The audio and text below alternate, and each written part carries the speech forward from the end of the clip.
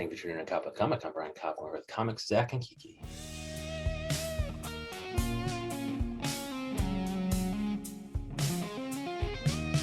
Zack and Kiki, how the hell are you? We're good. We're good. How are you? Good. Well, I'm in love with your Instagram. It's Zack and Kiki are entitled because there's this one picture, and I need you to explain it. And Zack has a bloody crotch. It's just like somebody ripped something out. And then Kiki, you're looking like you have some blood too. And maybe, I don't know, maybe it's kind of intimating that you had something to do with the blood on Zack's crotch. Can you explain this photograph? Yeah. It's at the Annoyance Theater and Bar. Mm-mm. Yeah.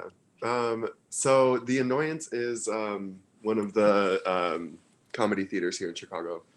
And every year they do a show called Splatter, which is an homage to 80s slasher films. And so it's kind of a big deal. It's like the longest running show that they've done. Wow.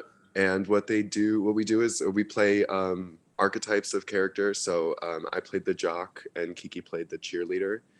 And those were our names. It's just jock and cheerleader. There's like nerd. And basically we just have a little fun and then we all get murdered on stage. There's also a picture of that maybe where Kiki aka cheerleader is just a spread on a couch. It's almost like maybe Kiki's dead already. And then somebody with a Jason mask is holding up was a severed finger. Mm-hmm. Well, no, it's what is that? That's Zack's severed parts. Oh no! Is that where that went? He ripped my dick off. Oh no, it was great. It was super fun. It was fantastic. Yeah. And then you have blood all over. Yeah, blood all over the wall. So kind of what was the? I mean, the minute you joined Splatter that year, or whatever, that week or that month, I don't know what kind of show it is, but like, did you know that's somehow Zack's penis is coming off? No, they let us play with that. Yeah. To kind of work out. So I'd seen it last year. So I knew it was gonna be messy and fun and gory. And Zack and I used to live together, and he used to make me watch movies like that all the time. Okay, make you. I do love them. We both love gore. So I knew he would be into it. So when the director Cassidy Russell asked us to be a part of it, to be honest, I thought I was going to be asked to be the jock, and I thought Zack was going to be asked to be the cheerleader because he's so much more put together than I am. You're playing your part though, Kiki. I mean, this is amazing. Thank you, I appreciate it. I liked my death a lot. I'm screaming. Yeah. I'm like saying, "Be aggressive." I'm like the most aggressive cheerleader that's ever been, and then the killer slashes me in the throat in the middle of me berating him on stage. To be more aggressive. Yeah. Oh yeah, and I got to write a lot of my dialogue, so that was cool. Do you both hope that your actual deaths will match these kind of stage deaths in terms of kind of grandiosity? It'll be grander. We've talked about that. Yeah. It's gonna be like a duo. It's gonna be like a death duo, huh? Well, I've pitched the idea of doing straight up The Notebook and dying as like crotchety old people in a nursing bed together, but not old. Like we'd probably do it at like 60, 40. Yeah, that's nice. But no, Zack has a great. We've talked about this extensively, and Zack's would-be death is the best. And I would assist in it afterwards. Yeah. I'd have to live long enough just to assist after his, but I'll let him tell you his. Well, I was just thinking about this one day. I think I was really like mad at somebody for something. I don't remember what it was specifically, but I was just like so upset. And I was like, I think like they had said something and it had like really bothered me, and I was like, I wonder what I would do for revenge. And me being very I've been an actor since I was little. I'm overly dramatic constantly. I just imagined that I would like be on top of them and kill myself in a very gory, violent way. And that's so wonderful. not only would I be dead, it would be trauma for them. So they would have to live with that, and then probably have to clean up a little Like bit as well. he would fillet himself on top of somebody. And now, And- why would you be on top of this person? Would it also For be the trauma. For the sexual? trauma. Okay, I mean, but it would also Yeah. be sexual. It wouldn't be in the middle of sex necessarily No. if you're on top of it. Okay. Well, I mean, that's on their That end. would be a Yeah. good that would be a good end for you if it's sexual. Like hopefully as you go out, Yeah, it like is a seduce thing. They have no idea it's coming. no, like hopefully it feels good for you. Is what I'm saying. Oh yeah. We've talked about this too, where I give very top energy, and I'm very much like, well, why would I think about somebody else's pleasure? And Zach's always like Yeah, bottom energy. thinking about somebody like someone else's pleasure. And Yeah. every time we approach a conversation like this, I'm like, no, I was never thinking about the other. Yeah. And so is this kind of top and bottom energy making its way into the comedy? What is Friend Shit? Is that a podcast or is it a show? We're hoping to make it a podcast eventually, but it is a show that we do at The Annoyance on Tuesday nights at 8 p.m. Mhm. It kind of indefinitely, which is really cool. They keep extending us. Yeah. Yes. As much as we try to get canceled, we Just keep constantly.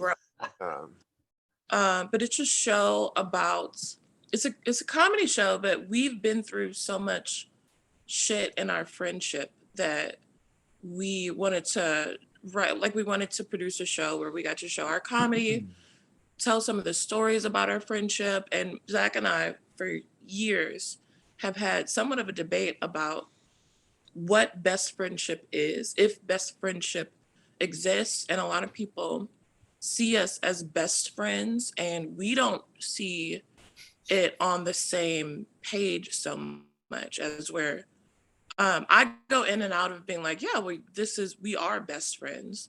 And best friends to me is a very specific person. It's best. It's literal. You're like, out of all my friends, there's a best, and that's you. Okay. Or maybe 3 other people. Zach's opinion, there aren't really best friends. So we couldn't have called the show like Bestie or Best Friends, but we've been through, we have a very known friendship, and there's been a lot of shit through it. Yeah. And I think we're hoping that makes us a lot of money. Yeah, and to clarify, I do believe that I think people have best friends. I think for me personally, I have like the way I've described my friendships. There's like different groups of friends that I have. Then they all. We kind of operate differently. So I have like a group of friends that I play games with, that I went to college with, that I've known for years and years and years. And there's just kind of like that foundation of friendship that no matter how much time I go without speaking to them, we always come back and it's like nothing has changed. Yeah. And I have like my friends from specifically the comedy community. And then I have a group of friends that I met kind of randomly through when I used to work at Starbucks. And I just kind of, I just kind of have these people in my life. And Kiki kind of has jumped around to the different groups. She's friends with one of the groups just almost as much as I am.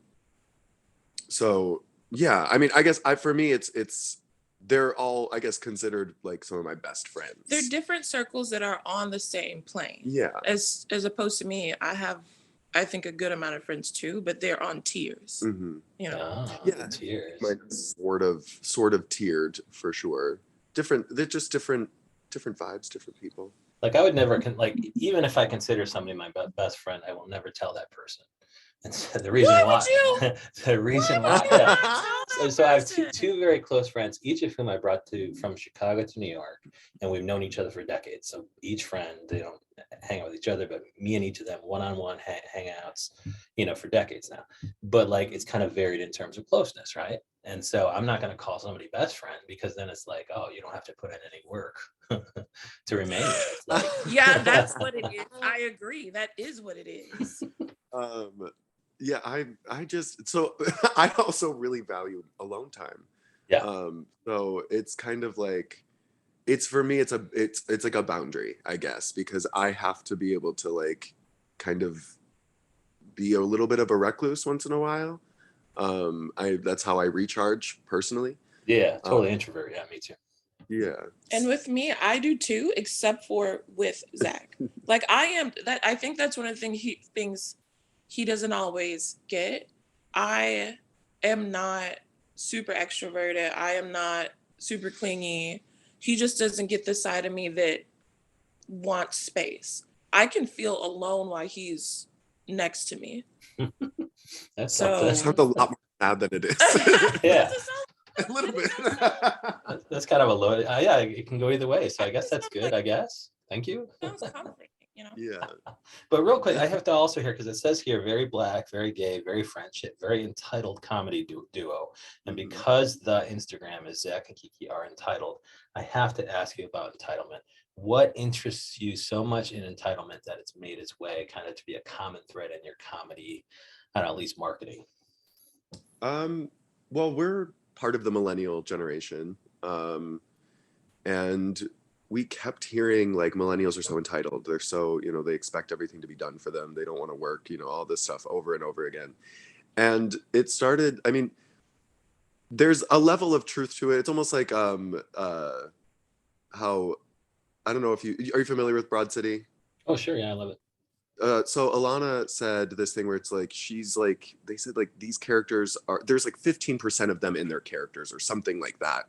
Your So, characters are hyperbolic. yeah, so they're like exacerbated while they're on screen. There's obviously truth to them, but they're kind of blown out of proportion. They're more dramatic. Yeah. And that's kind of how we felt about like entitlement. It was like, oh well, we don't want to work. Like who wants to work? Like that's like dumb. Yeah, like, it's just admit it, right? Yeah, just go with the Right. truth, right? All this shit is Right. made up. We made it all We up. charge people for water to run through their houses. Right. Like, let's be honest. This is like it's just it we was have so to pay ridiculous. for a roof, for food, all like Right. no, we're doing it because we have to. You're right. Exactly. But also I'd say on top of that, we're in Chicago. We're not from Chicago, but we've been here. And if you've been here over the last 6 or 7 years, you've been in comedy, you start to get into the lexicon of like, privilege and all of these things and all of this comparison against the patriarchy or straight white men and Capitalism. Capitalism and you hear all these things about straight white men being privileged and entitled, and you start to get into this fight against it, which is understandable, of course. I think we just had the idea at some point where we were like, I'm tired of fighting against this. How about we also get some entitlement? Like, I don't give a damn anymore if you're privileged. I don't give a damn anymore if you're entitled. Yeah. I am a Black woman. Statistically, Black women do a lot to move this country forward. You're damn right. I'm entitled. Like, And so and you're going to so start kind of acting like that. You're going to start being like, hey, we got our own show Yeah. every fucking week. We can't get Yeah. ourselves canceled at all. You better suck our figurative dicks to get on our show, right? Yeah. We've proven that we work hard. Like, Right. I mean, if I'm speaking for my people, I've proven that I work hard. If you're speaking for queer people, we've seen that they work hard. Yeah. At this goddamn point, Yeah. like, if you're gonna I'll work hard, but if someone's gonna turn around the corner, knock on my door and say, here's $1 billion, you're crazy if you think I'm not gonna take it. Yeah, I'm entitled. Yes. So do you see some of the people in the comedy scene who maybe are able to go to 3 or 4 mics a night because they don't have a day job, and you're like, fuck. Yes, 100%, absolutely. 100%. There's not like I don't know into intimately people's financial situations, but there are definitely people who can afford to like do whatever they want with their free time, and their free time is almost like unlimited because they don't really have to work. I'll say even taking it a step further, like I am the eldest of 6. I don't have either parent. I don't have a situation where if I, have to miss a month of rent, I can get help from somewhere. I don't have a situation where if I have to leave Chicago because I can't afford to live here anymore, I don't have a home to go back to. No one helped me financially move here. And that's not to shit on anybody who did get that, but I don't have a safety net. So I see a lot of people who can afford to kind of go, okay, well, I'm gonna not do a regular 9 to 5 because I can get a little bit of assistance from you know, my family, which is great, but it is also like for a generation who swears millennials are entitled in that way. A lot of y'all are helping these kids out. I see it all the time. Well, and Yeah. there were, you know, the reason that this we're in this situation is because of like poor planning, unlike the generations before us. And a lack of understanding. Like Yeah. the costs are constantly rising. And the other thing I I think with with specifically going back to entitlement and specifically about like why we talk about it, there's always this like excuse that like when if we quote unquote complain about something, it's always life is unfair, and we know life's unfair. If life was fair, we all would have been born with trust funds. Yeah. But there are people who are born with trust funds who don't have to work, and if they can live that life and feel validated, then we can sit here and want to be able to have had that. Hard work is a made-up concept. It's a made-up concept. It's I saw there was a little thing on Instagram that said like something, remind yourself that being lazy is just like a puritanical like. And all I'm saying is if we were born into a world where it is unfair like this, then that means there's an opportunity for us to also reach the top of the capitalist pyramid. Because it's all a game. And that's what you did. So we're here. We're the least hard we can to get to the top. Absolutely. Yeah, and I guess you know, some of the comedy stuff is networking too, and so a lot of times you find yourself saying yes to free shit. And so, like, I think what I learned over time is I do all these little projects and I try to pay a little bit and stuff. But you find out some people who probably are disadvantaged. They want more money than everybody else, and I'm just like, yo, I'm doing like 400 of these things. I can't get more money. I have to treat everybody the same. Everybody's getting the same low amount. But the people who have the trust fund to rely on, they can say yes to free shit and kind of build out that network. And so, but I mean, like, so that's kind of a disadvantage too. The fact that you know, if you have bills to pay because you have nobody to kind of fall back on, it's like, yeah, you can't say yes to this low paying interview or whatever, because like you have to go work a high paying job or a well paid job or something like that. But it brings up the other question, which I had and then I lost, which was, is there is there an advantage to kind of, you know, the hustle and the grind of kind of like, you know, you can act as entitled as you want, but you're also probably working a day job and you're hustling at night, you know, fucking stand up comedy at night and stuff like that. Do you think that you two are better off than some of these people who are sitting on trust funds who can say yes to free shit all the time? I think there's experiences that we have that they will never understand. There's things like they don't have to process. Possibly. I mean, I wouldn't know. I don't have a trust fund. I've never been rich a day in my life. I'd love to try it out. But I would love to. If anyone knows how to, who knows anybody who wants to help out. Just it's for an experiment in science. But yeah, I think like honestly, I feel like knowing myself now, I feel like I would have been a huge asshole if I was rich. So I guess I'm happy to have been born not rich and hopefully getting to that point where I can make that money for myself. But I think there's a level of like things that I'm grateful for having and things I'm grateful for having gone through that have made me a stronger person. Yeah, because I mean, there's probably some a lot of this, you know, a lot of the hustle can lead to some just awful frustration, but some really just bizarre experiences, like especially in a city, you know, especially if you're relying on like, you know, buses and things like that, buses and trains and things like that, where, you know, if you were just stuck in the house sitting on a trust fund playing PlayStation, you wouldn't see that guy who's about to take a dump on the subway or something. Exactly. And what a shame that we would miss that. Yeah, I wouldn't want to miss that. And so how much of the, so like if you see something like that on the train and you want to talk about it on stage, like how much of that is making, you know, like how much of, you know, friend shit is stand up, how much of it is like sketch and improv and just kind of storytelling? So our web series is actually, the reason why we talk about entitlement is our web series is called Entitlement. We wrote a pilot and it's called Entitlement, and that's a lot of Zach and I's life thus far, which has not been incredibly wealthy or privileged in any well, not in most ways. I'll say we have privilege. I have privilege as a cis heterosexual individuals. So we also talk about privileges that we don't acknowledge just from having been in each other's lives and how much we've learned against, each other, and how much heteronormativity I have built in, even as much as I thought that when I met him, I was quote unquote progressive or an ally. I still have to learn that there's still more for me to kind of decolonize about myself.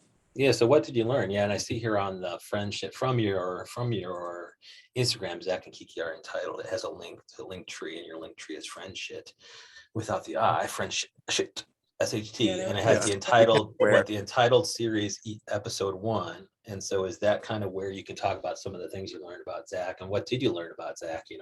Coming from a cis het background, what did you learn in being during your friend shit and things like that with Zach?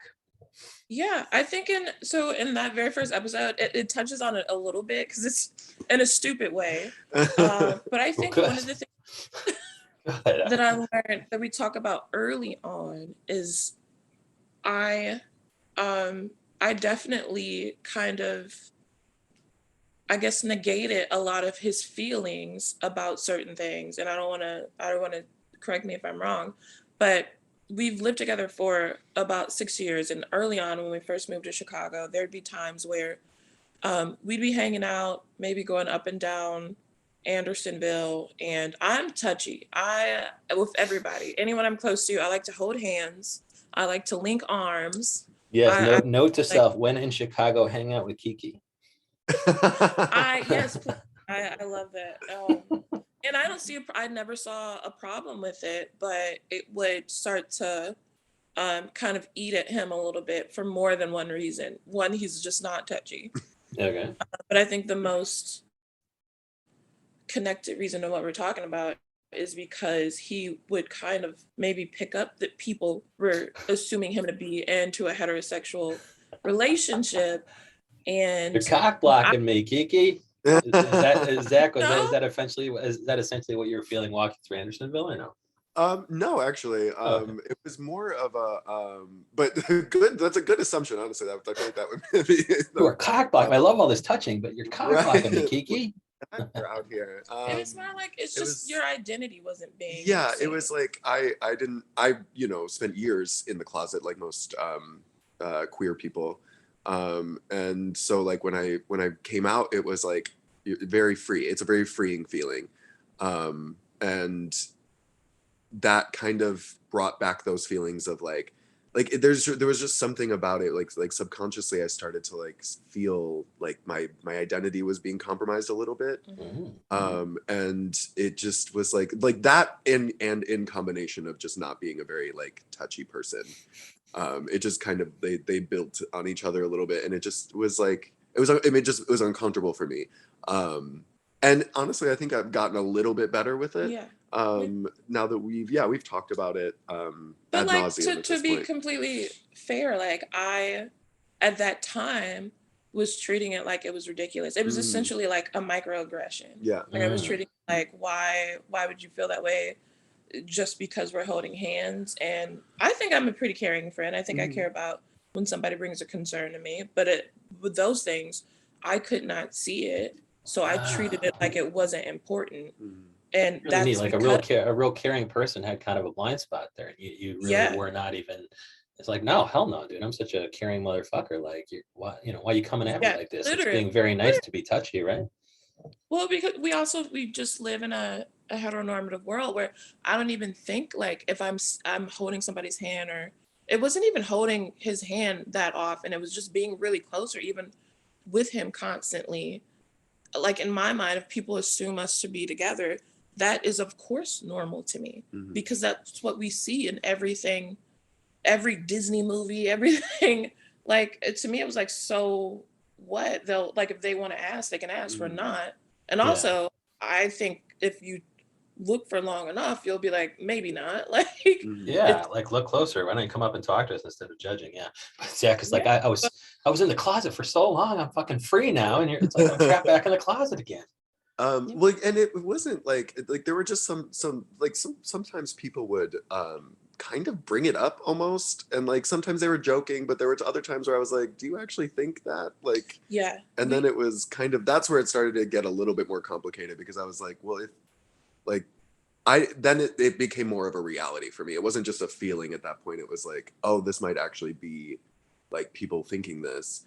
And there was a little bit of like that identity thing. And then also like a little bit, there's a subtle little bit of that cock blocking thing, honestly. I'm like, well, damn, if we're out and there's this sexy man over here, Oh, like, no, I'd be wait. really upset if passes on by just thinking I'm another straight. I mean, that So happens. was it surprising to bring it up to Kiki and have Kiki not kind of immediately be like, oh yeah, that'll stop right now? Because I mean, it sounds like Kiki had a blind spot for a second there, and of course, she evolved over time. But were you surprised that this caring individual wasn't reflexively like, yeah, I don't have to touch you anymore, it's fine?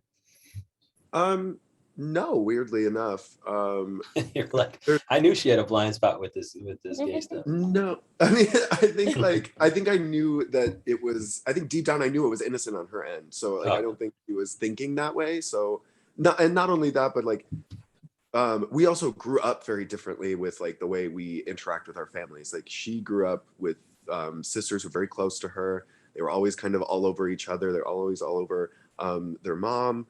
And I just was not like that at all. Like I have an older brother who is 6.5 years older than me. So we never really bonded until we both were older. So like there wasn't a lot of that intimacy in my family. And so like I kind of knew that it was just different experiences, that this was normal for her and she didn't recognize that it wasn't normal for me. Well, good. And it sounds like, yeah, she's already touching on it. You guys are close enough where you know each other's backgrounds and you're able to sympathize or empathize with, oh, yeah, I should just kind of touch you. And so I can bring it up without fear of reprisal. Literally, we just did a bit yesterday where we had to touch each other's private parts on stage. We've come so far. Nothing more touchy than that. And were you worried that everybody in the audience would think that Zach has a girlfriend now, or? No. No. It was very evident that we were just friends. Yeah, we've learned how to make it clear. And so how much in the upcoming show or the upcoming web series, I know the show is Friend Shit and the web series is Entitlement or The Entitled, and kind of how much you're bringing in other comedians either on stage with you or in the web series, and how much are you touching and loving on them? Well, so it's a variety show. So Name drop comedians in the scene you want to touch on. Oh, yes, to be honest, don't do it. I don't really want to touch anyone. I don't have. There are plenty of very attractive people in the comedy community and very nice, fun people. But I just, I'm so sorry. I know it's not that. It's more like it's getting to the point now where like maybe if you'd asked me when we first started at The Annoyance, there'd be more of that. But now it's like they're more like family to me. Like it's more like not like we're all super close, but like I view them in that way. Like This is like a comedy family, and I don't mess with that dynamic. So, but who do we bring into our comedy? How much of that is actually bringing people? Is it just you two for the most part with some crowd interaction, or are you always trying to involve other comedians? We always want to bring, the actual show itself, we do bring more people in. We have openers, so there's usually like a stand-up or some sketch, some improv. We do have our a resident improv team with us, Dang, who always opens for us. They're wonderful. And then we bring in someone else usually, and then the end of the show is kind of like almost like a podcast feel, where we sit down with two friends or partners, enemies, honestly. We have to start getting into that, where we anyone who's got a relationship. We have an interview with them. We usually have a theme. The themes have been compatibility, sexuality, boundaries, intimacy. So we'll have a theme and we'll play a fun related game, and then we'll interview them and hope that they interview us too. But I will say also, so we started because we've been doing a different iteration of producing variety shows for a couple of years now, and we started it to get ourselves out there, and then we didn't. I feel like that happens a lot.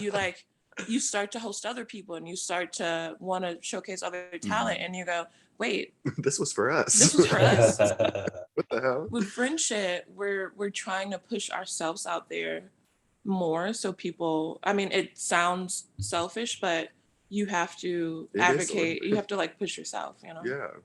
I love that. Yeah, you want to network and stuff like that, but you want it to be more than just, mere show swapping. You actually want to like improve your, increase your reach or something like that. And so, yeah, I recognize one of the people from your from one of these pictures, and I was like, oh, where did I see that person? And then you mentioned Dang Improv, and that's dang.improv, and they even on their bio they mentioned Friendship Show on Tuesdays at 8 p.m. And so it's cool that you have kind of Dang Improv involved. And so what's the next big thing? Like, where can we find the next episode of the Entitled?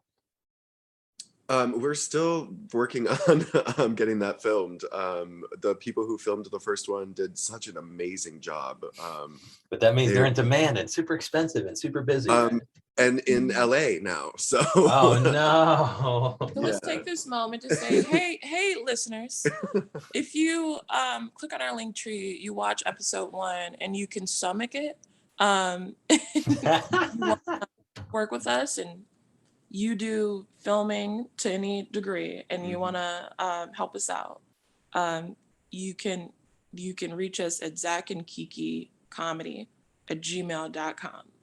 Oh yeah, and that's actually on this Instagram here. Zack and Kiki Are Entitled is the Instagram account, and on there it points out the link tree, which is friendshit, and it has the email address there. So Zack and Kiki, thank you so much for coming on today. Thank you for having us. This was a pleasure.